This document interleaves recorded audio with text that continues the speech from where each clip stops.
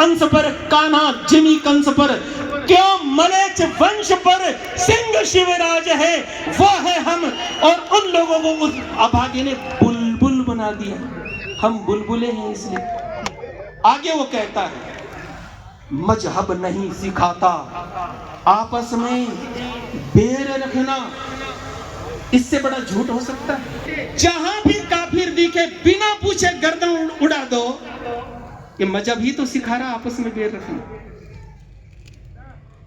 स्थान स्थान पर एक और झूठ आजकल बोला जा रहा, क्योंकि मीडिया का जमाना है, कि मात्र 26 आयतें ऐसी है जो कंट्रोवर्सी पैदा करती है। ये एकदम झूठ। मैं कहता हूं जितना आपको हनुमान चालीसा याद है ना, उतनी मुझे कुरान मजीद याद है मूछ वाले भाई साहब।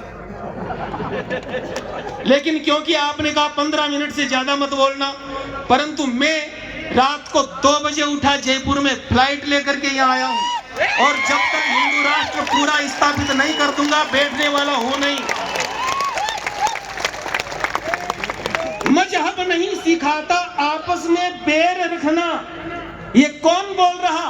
अल्लामा इकबाल। अब बेईमानी देखिए, यही आदमी जब पाकिस्तान का प्रस्ताव रखता है मुस्लिम लीग की सभा में, तो ये क्या गाता है? चीनो अरब हमारा, हिंदुस्तान हमारा, मुस्लिम है हम वतन है सारा जहां हमारा। तुम्हारे बाप का राज है।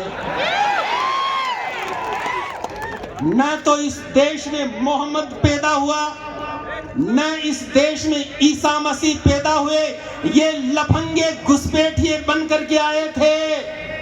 और इस मजहब की शुरुआत ही घुसपैठ से हुई। घुसपैठ समस्या है ना, कहां से सीखा?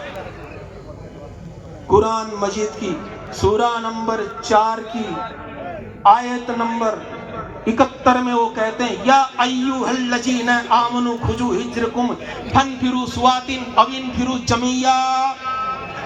अब हिंदी अर्थ सुनिए, वहां मोहम्मद कहता है, ए मुसलमानों इकट्ठे होकर के कूच करो, अकेले नहीं, क्योंकि अकेले तो तुम्हारी कोई मुंडी मरोड़ देगा।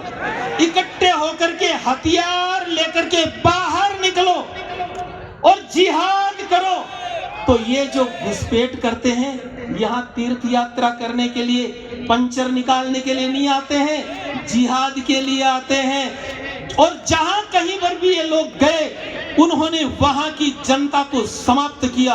किसी जमाने में 4000 मुसलमानों को शरण दी गई थी पर्सिया में।